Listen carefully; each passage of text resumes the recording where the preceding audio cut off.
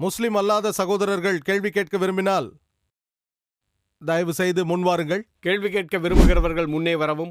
ஐயா, நான் தந்தை பாலசூர்யா. சகோதரரே, உங்கள் கேள்வியை உரக்க கேட்க முடியுமா?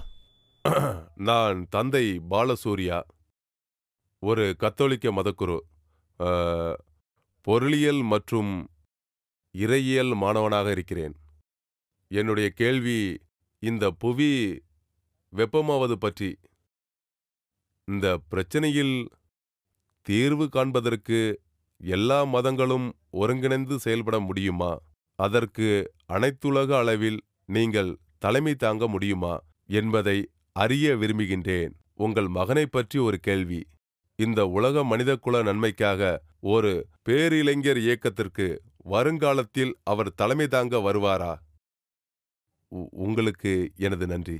மதகுரு தந்தை புவி வெப்பமயம் பற்றியும் அது குறித்த மதங்களின் நடவடிக்கை என்ன என்பது பற்றியும் கேட்டிருக்கிறார். மேலும் எனது மகன் இளைஞர் இயக்கத்தை வழிநடத்துவாரா என்பதை பற்றியும் கேட்டார். அதை அல்லாஹ் சுப்ஹானஹு வ தஆலா தான் அறிவான். இப்போது அவன் ஒரு இளம் தாயி. மாஷா அல்லாஹ், எனக்கு தெரிந்த இளம் தாயி அவன்தான். அல்லாஹ் சுப்ஹானஹு வ தஆலா அவனை வழிநடத்துவான். தெய்வீக செய்தியை அவன் கொடுப்பானா என்று அல்லாஹ் சுப்ஹானஹு வ தஆலாவுக்குத்தான் தெரியும். தற்போது அவன் உலகமெங்கும் அமைதிக்கான செய்தியை கொடுக்கிறான்.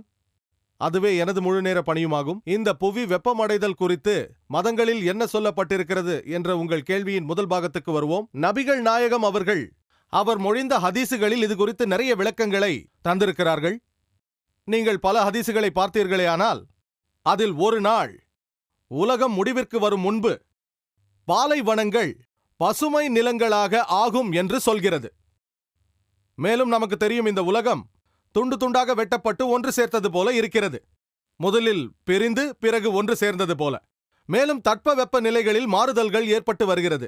மேலும் பூமத்திய ரேகையை ஒட்டிய பாலைவன பகுதிகள் பசுமையாக மாறிவிடும் என்று சொல்லப்பட்டிருக்கிறது.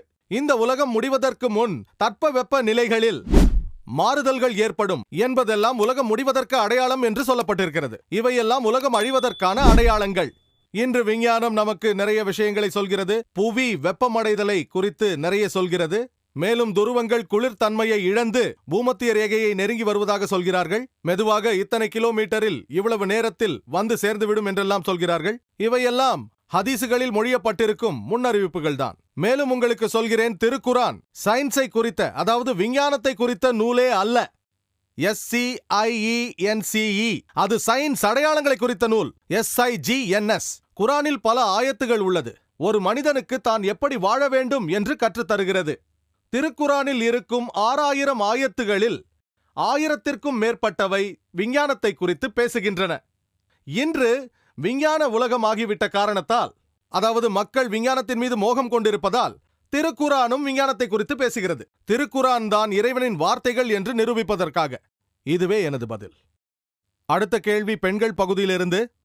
முஸ்லிம் அல்லாத சகோதரி